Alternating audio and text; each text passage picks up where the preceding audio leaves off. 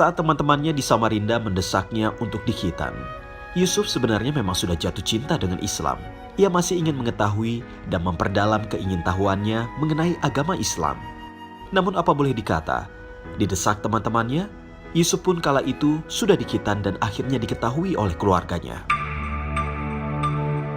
Waktu saya umur 17, saya ke Samarinda, ke kampung ibu bapak saya. Terus ketemu teman-teman kecil, lalu diajak, ayo katanya, masuk Islam. Nggak berani saya bilang, takut gua, kenapa? Ntar disunat sakit, katanya potongnya sama bambu, katanya. Saya bilang, aduh. Terus dibecandain, kenapa nggak suruh patokin aja sama ayam katanya kalau gitu. Saya bilang, aduh lu bikin gua takut aja. Akhirnya dia bilang, pakai dokter aja katanya. Udah saya beraniin diri, ya udah deh saya dihitan dulu aja daripada saya masuk Islam dulu. Saya nggak berani cerita sama ibu bapak saya dihitan. Tanpa sepengetahuan, makanya saya sama teman-teman bandel-bandelan aja. Saya pakai sarung di rumah karena berapa hari. Terus kakak saya jahil, kok jalannya ngengkang katanya. Saya bilang nggak apa-apa. Dia ngadu ke ibu saya, itu jalannya ngengkang. Jangan-jangan kena penyakit kotor katanya. Ibu saya datang marahin saya. Akhirnya saya ngaku sama ibu saya bilang enggak, saya nggak nakal, saya dihitan. Saya pikir ibu bapak saya marah, ternyata nggak marah, alhamdulillah. Kembali ke Jakarta, rasa penasaran Yusuf pun semakin memuncak. Melalui surat kabar, ia pun akhirnya sampailah ke Al-Azhar. Di sana, Yusuf pun lalu bertemu dengan Buya Hamka. Tak disangka, niatnya untuk mempelajari Islam, Yusuf seketika itu pun langsung memeluk agama Islam yang sudah dicintainya tersebut. Begitu ke Jakarta situ, saya mau masuk Islam, di mana saya nggak tahu. Satu hari ada seorang pengusaha dari Samarinda juga, saya baca di sebuah majalah, dia masuk Islam di Al-Azhar melalui almarhum Buya Hamka. Saya baca, saya simpan majalahnya. Saya tanya-tanya, saya akhirnya cari ke Masjid Al-Azhar. Di Al-Azhar, saya ketemu Ustadz Zaini namanya, sekretaris Buya Hamka. Lalu saya ceritakan, saya mau masuk Islam. Nggak lama Buya Hamka keluar. Terus dia tanya mau apa? Saya bilang, saya mau belajar Islam. Oh, mau belajar Islam? Iya, tapi saya mau masuk Islam, tapi nanti, saya bilang. Nggak boleh nanti, katanya. Loh, kenapa nggak boleh? Harus hari ini. Loh, kok maksa? Saya bilang gitu. Enggak, dia bilang, bukan saya maksa. Kalau kamu mau masuk Islam, lakukan hari ini, karena saya harus membimbing kamu. Kalau kamu nanti pulang, kamu kena musibah, kamu kecelakaan, kamu meninggal kafir, dosanya di saya, kata Buya Hamka. Oh ya, tapi saya bilang, saya belum bisa, saya kan harus belajar dulu. Nggak usah, saya bimbingin. Ya, saya tulisin kamu. Ya kan? Kamu baca 2 kalimat syahadat, saya bimbingin. Akhirnya baca. Seiring berjalannya waktu, saya makin memperdalam agama Islam saya mulai berusaha. Karena saya sempat dibilang, waktu saya masuk Islam itu, bahkan saudara-saudara saya ada yang ngomong, itu Islam agamanya orang miskin, lu ngapain?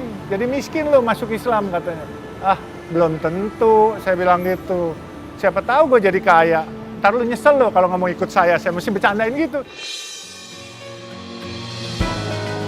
Setelah pertemuannya dengan Buya Hamka, Yusuf pun akhirnya sering kembali kepada sang sastrawan ternama tersebut. Tidak disangka, sebuah selamatan pun dibuat Buya Hamka kala itu untuk Yusuf. Seketika namanya pun berubah, tanggung jawab dan jalan hidupnya pun ikut berubah. Saya datang dibikin syukuran di Aula Al-Azhar. Di situ Buya memberikan tanda cincin warna biru kepada saya. Hari ini kau kuangkat sebagai anakku. Saya kaget. Dan kau izinkan mempergunakan nama Hamka di belakangmu, katanya, Yusuf Hamka. Dan kau harus berjanji, sebarkan terus syiar Islam di kalangan teman-teman Tionghoa. Jelaskan ke mereka bahwa agama Islam ini adalah agama leluhur mereka. Jangan nanti menyesal. Gitu. Insya Allah, Buya, saya bilang. Nah, itu akhirnya saya memakai nama Hamka di belakang saya sebagai anak ideologisnya Buya. Jadi itu menurut saya satu kehormatan dan juga buat saya akhirnya nggak bisa nakal. Jadi nama besar yang mengunci saya. Akhirnya saya jalan hati-hati sekali.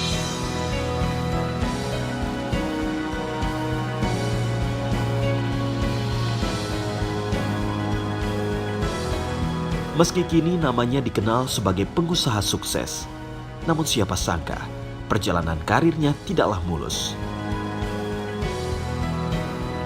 Usaha dirinya pun pernah hancur. Bahkan berbelas-belas tahun kemudian, ia tidak memiliki pekerjaan tetap.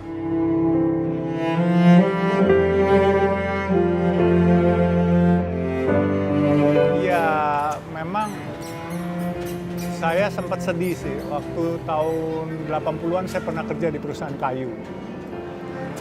Terus hasilnya nggak memuaskan. Saya kirim lamaran, ada 200 perusahaan saya kirim. Nggak ada yang balas satu juga. 200 lamaran, nggak ada yang balas satu juga. Akhirnya ya, saya bilang, ya Allah, saya nggak boleh jadi orang kerja kali ya, saya bilang gitu. Saya harus jadi apa nih? Cita-cita sebenarnya cuma nggak muluk-muluk jadi tukang parkir. Tapi lihat orang main film, banyak dapat duit kali ya, kepengen jadi bintang film juga. Tapi kagak jadi juga, rupanya garis tangan nggak bisa.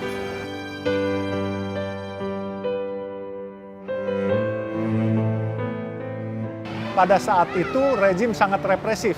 Begitu ada yang mencoba membantah, dianggap anti rezim. Akhirnya izin perusahaan saya dicabut, sehingga 11.000 karyawan saya harus saya PHK dalam waktu 1 bulan. Tetapi Allah masih menolong saya. PHK hari itu nggak ada uang, tetapi mendadak ada uang datang semua, masuk. Saya selesaikan, saya bereskan semuanya. Tahun 94 sampai 2008, saya nggak ada kerjaan. Jadi pengangguran. Nah, di situ saya mulai ikut di pemboran minyak lepas pantai yang bekas Medco punya, Apexindo. Terus ya mulai ikut membeli waktu itu saham Bank Papan Sejahtera, Bank Masil yang kena likuidasi, ikut-ikut teman.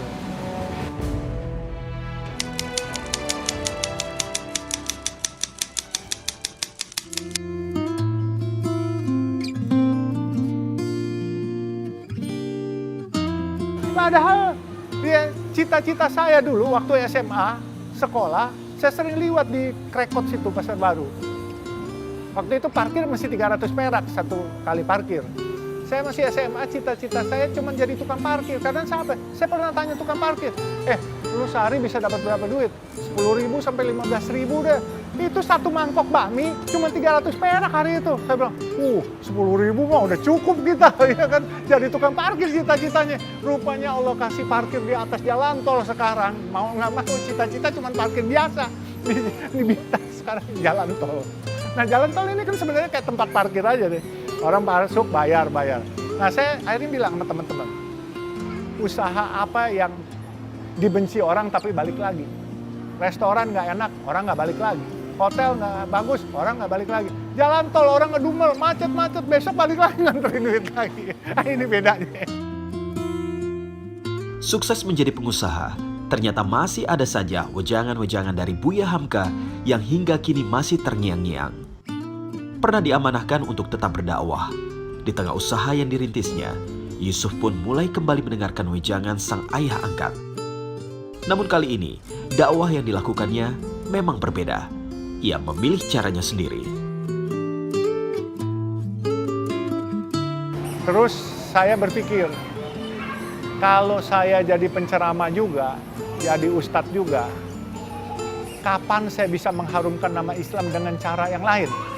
Semua mengharumkan nama Islam dari masjid ke masjid dengan cara berkhotbah. Tetapi saya ingin mengharumkan nama Islam dengan cara saya.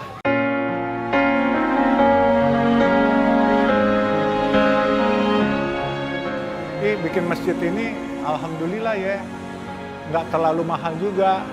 Terus kayaknya kalau bikin lebih banyak, masih bisa ada rezekinya kok gitu. Makanya saya bilang, niatin aja deh, cita-citanya 1.000. Walaupun duitnya mungkin cuma 10 atau 100 punyanya. Siapa tahu didengar Allah, dikasih lagi. Kayak dulu aja, dagangnya es mambo. Tapi karena mau niatnya mengharumkan nama Islam, dikasih rezeki yang berlimpah, bagaikan tsunami rezeki.